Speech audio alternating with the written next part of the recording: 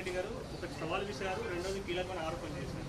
First సవాల్ ఏంటంటే ఇప్పటివరకు మీరు అన్నట్టుగా కాంట్రాక్టుల కోసము ఏదైతే కేంద్రం ఇచ్చేటువంటి బిస్కెట్ల కోసం పోతున్నారని చెప్పారు. దానికి సంబంధించి ఏ సాక్ష్యం ఉన్నా కూడా బయట పెట్టండి, బహిరంగ చర్చకు సిద్ధమని సవాల్ విసిరారు. రెండోది మీరు చంద్రబాబు విసినట్టు బాణం చంద్రబాబు మీ వెనుకుండి మిమ్మల్ని నడిపిస్తున్నారు, టీడీపీ మొత్తం కాంగ్రెస్ ఉండిపోతుందని ప్రధానమైన ఆరోపణ. ఈ రెండు విషయాలు ఇప్పుడు రేవంత్ రెడ్డి సీఎం అని చెప్పి అంటున్నారు. సీఎం అంటే చంద్రబాబు ముద్దు బిడ్డ అని చెప్పారు. కాంగ్రెస్ కాదు, ఓన్లీ పసుపు కాంగ్రెస్ ఉంది. ఇప్పుడు నేనేమంటున్నా అంటే ఏం మాట్లాడాలో ఆయనకు తెలుస్తలేదు. ఆయన ప్రెస్ మీట్లనే చెప్పిండు, నేను 2020లో బీజేపీని పొగిడితే నాకు 2022లో కాంట్రాక్ట్ వచ్చిందని చెప్పిండు. నేను 2-3 ప్రశ్నలు మీకు అడగదలుచుకున్నా. జార్ఖండ్లో కోల్ ఇండియా కంపెనీకి సంబంధించిన కోల్ మైన్ 21,000 కోట్ల రూపాయల టెండర్ మీ సంస్థకు వచ్చిందా రాలేదా? ఒకటి. రైల్వేస్లో ఇతర దాంట్లలో మీ సంస్థకు పనులు వచ్చినాయా రాలేదా? అన్ని కేంద్ర ప్రభుత్వానికి సంబంధించిన సంస్థల నుంచే మీకు పనులు వచ్చినాయా రాలేదా? మీరు రాలేదు మాకు పనులే లేవంటారా? వచ్చినాయి కానీ మా సమర్థత చూసి వచ్చినాయి అంటున్నారా? నెంబర్ 1. నెంబర్ 2, పాలమూరు రంగారెడ్డి ప్రాజెక్టులో టీఆర్ఎస్ ప్రభుత్వంలోకి మీకు పనులు వస్తే మీరు కొంత పని చేసుకున్న తర్వాత ఈ పనులను టీఆర్ఎస్ ఎమ్మెల్యే సంస్థకి అధికంగా కమిషన్లు తీసుకొని అతనికి బదిలీ చేసినరా లేదా? రెండవ పాయింట్. మూడవది, మీరు 2009లో డైరెక్ట్గా వచ్చి ఎంపీకి నామినేషన్ వేసినా, అంతకుముందు ఏమన్నా పార్టీ కార్యక్రమాలలో మీరేమన్నా పాల్గొన్నారా? ప్రత్యక్షంగా వ్యాపారస్తుడిని 2009లో బీఫామ్ ఇచ్చి ఎంపీకి నిలబెడితే నల్గొండ జిల్లాలో 30 ఏళ్ళు 40 ఏళ్ళు 50 ఏళ్ళు పార్టీని నమ్ముకొని నిలబడ్డోళ్లకు అన్యాయం జరిగిన మాట వాస్తవం కాదా? నాలుగవది, ఇవాళ నువ్వు భారతీయ జనతా పార్టీకి పోతున్నావు. మునుగోడు నియోజకవర్గంలో గత 2-3 ఎన్నికల నుంచి మనోహర్ రెడ్డి గారు పోటీ చేస్తున్నారు. కష్టాల్లో నష్టాల్లో బీజేపీ జెండా మోసింది మనోహర్ రెడ్డి గారు. ఇప్పుడు మీరు రాజీనామా చేసినాక మనోహర్ రెడ్డి గారిని పెట్టి గెలిపిస్తావా? నువ్వే టికెట్ తీసుకుంటావా? 60 ఏళ్ళ నుంచి జనసంఘ్ నుంచి మాట చెప్పాలంటే హిందూ మహాసభ నుంచి ఈ రోజు వరకు బీజేపీ కోసం పనిచేసిన కార్యకర్తలు ఆ నియోజకవర్గంలో ఉన్నారు. వాళ్ళకి అన్యాయం చేయడం ద్వారా, వాళ్ళ మీద పెత్తనం చెలాయించడం ద్వారా నువ్వు వాళ్ళ మీద ఆధిపత్యం చేయాలని చూస్తలేవా?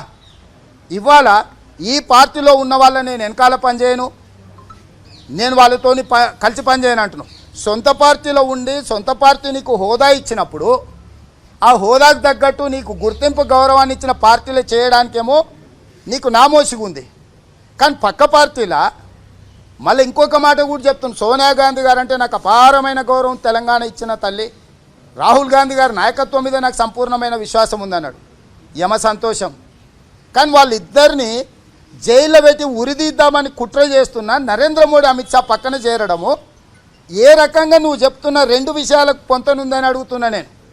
ఏ నరేంద్ర మోడీ అమిత్ షా అయితే కాంగ్రెస్ ముక్త్ భారత్ అంటే ఈ దేశంలోనే కాంగ్రెస్ నామరూపాలు లేకుండా సమూలంగా ఈ పార్టీని విధ్వంసం చేయాలన్న కుట్రాపూరితమైన ఆలోచనతోని వస్తూ శ్రీమతి సోనియా గాంధీ గారిని, రాహుల్ గాంధీ గారిని అక్రమ కేసులు పెట్టి జైలుకు పంపించాలి అని చెప్పి ఈడీ అధికారుల ముందు ఆరోగ్యం బాలేకపోయినా 75 సంవత్సరాల మన అమ్మ వయసులో ఉన్న సోనియా గాంధీ గారిని ఒంటరి మహిళను చేసి చుట్టుముట్టి ఆమెను ఇబ్బందికి గురి చేస్తుంటే, అవమానిస్తుంటే, ఈ సమయంలో ఇన్ని రోజులు ఈ పార్టీ పేరు మీద అన్ని రకాలుగా మీరు స్వేచ్ఛను అనుభవించారు, ప్రయోజనాన్ని అనుభవించారు. ఇప్పుడు నాయకత్వానికి అండగా నిలబడాల్సిన సందర్భంలో నాయకురాలు మన తెలంగాణ ఇచ్చిన శ్రీమతి సోనియా గాంధీ గారిని శత్రువులు చుట్టుముట్టి నలువైపుల దాడి చేస్తుంటే ఈ సందర్భంగా బాధ్యత కలిగిన వ్యక్తిగా మీరు సోనియా గాంధీ గారికి అండగా నిలబడతారా?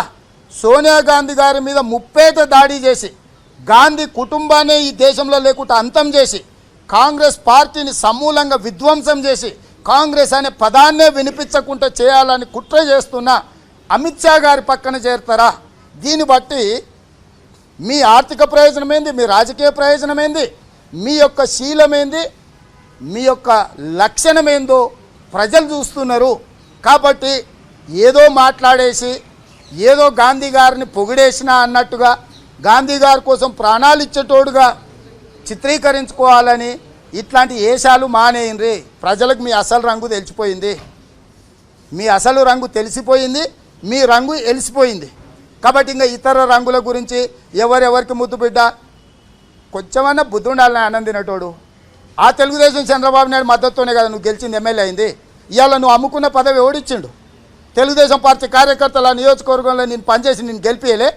2018లో అదే చంద్రబాబు నాయుడు వచ్చి ఊరు తిరిగి ఈ దరిద్రుల్ని గెలిపేయమని చెప్పిండు కదా. నా నియోజకవర్గంలో మీటింగ్ పెట్టలే, నా జిల్లాలో మీటింగ్ పెట్టలే చంద్రబాబు నాయుడు గారు. నల్గొండ జిల్లాలో మీటింగ్ పెట్టి కాంగ్రెస్ వాళ్ళని గెలిపించమన్నాడు. అంటే అందులో భాగంగానే రాజగోపాల్ రెడ్డి గెలిచిండు కదా. ఇవాళ చంద్రబాబు నాయుడు చేదైపోయింది. చంద్రబాబు నాయుడు గారితో కాంగ్రెస్ పార్టీ పొత్తు పెట్టుకున్నది. రాహుల్ గాంధీ గారు చంద్రబాబు నాయుడు గారు కలిసి తెలంగాణ రాష్ట్రంలో పర్యటన చేసి కాంగ్రెస్ పార్టీని గెలిపించమన్నాడు. పార్టీ స్వయంగా టీడీపీతో పొత్తు పెట్టుకొని ఆ పార్టీతో కలిసి పనిచేసినాక ఇక నా గురించి ఏంది మాట్లాడేది? చంద్రబాబు నాయుడు కష్టాలలో ఉన్నప్పుడు నువ్వు విడిచిపెట్టినావు అంటాడు. బుద్ధి జ్ఞానం ఉందా, ఏమైనా అసలు అవగాహన ఉందా? నువ్వు అప్పుడు టెండర్లు వేస్తుంటావు. 2017 అక్టోబర్ 31 నేను చంద్రబాబు నాయుడు గారు దివ్యంగా ఆంధ్రప్రదేశ్కు ముఖ్యమంత్రిగా ఉన్నాడు, కేంద్రంలో ఎన్డీఏలో ప్రభుత్వంలో ఉన్నాడు. రాష్ట్రంలో కేంద్రంలో చంద్రబాబు నాయుడు గారు అధికారంలో ఉండి తనకి ఏ మాత్రం ఇబ్బంది లేని సందర్భంలో గౌరవపూర్వకంగా వారిని కలిసి నా రాజీనామాను వారికి ఇచ్చి నేను ఆ పార్టీకి రాజీనామా చేసిన అదే రోజు నాకు ఇచ్చిన గన్మెన్లను సరెండర్ చేసిన సేమ్ డే నాకు ఇచ్చిన పిఏని సరెండర్ చేసిన, మా శాసనసభలో జీతభత్యాలు వాడే అకౌంట్ సేమ్ డే నేను క్లోజ్ చేసిన, ఎమ్మెల్యేగా నాకు వచ్చే ఏది కూడా చంద్రబాబు నాయుడు గారికి లేఖ ఇచ్చిన సేమ్ డే అక్కడి నుంచి డైరెక్ట్ వికారాబాద్కు పోయి అన్నీ క్లోజ్ చేసుకున్న, సింగిల్ బెనిఫిట్ పొందలేదు. నేను వివరించాల్సిన అవసరం లేదు కానీ గుర్తు చేస్తున్నా. సో ఇవాళ ఇంకా సిగ్గు లేకుండా ఇవాళ మాట్లాడుతున్నావు. 2019లో మాట్లాడినావు కదా తిరుపతిలో పార్టీకి వ్యతిరేకంగా. ఆ రోజు నుంచి ఈ రోజు వరకు రోజు మాట్లాడుతున్నావు కదా. సంవత్సరం కింద పెద్దంబర్పేటలో కార్యకర్తల సమావేశాన్ని ఏర్పాటు చేస్తే కుర్చీలు తీసుకొని కొట్టిరు కదా నిన్ను. గెలిపించింది మేము కాంగ్రెస్లో ఉన్నాం అంటే బీజేపీలోకి పోతాంటావా అని. సో నేను అనేది ఏందనంటే ఆయన పోతే పోనీ ఆయన ఇష్టం, మేము కాదంటలేము. దానికి పెద్దగా త్యాగాలన్నట్టుగా ఇంకేదో కలర్ పోసుకొని ఏదో నటించాలంటే మాత్రం ఏం ప్రయోజనం లేదు. హాయ్ ఫ్రెండ్స్, మా టుడే టుమారో యూట్యూబ్ ఛానల్ చూస్తున్నందుకు చాలా థ్యాంక్స్. మరిన్ని లేటెస్ట్ వీడియోస్ కోసం వెంటనే సబ్స్క్రైబ్ చేయండి. అలాగే ఈ బెల్ ని కూడా రింగ్ చేసేయండి. మా నోటిఫికేషన్స్ అన్ని మీ మొబైల్లో వస్తాయి. అలాగే మా వీడియోస్ మీకు నచ్చితే లైక్ చేయండి, షేర్ చేయండి, నచ్చకపోతే కామెంట్ చేయండి.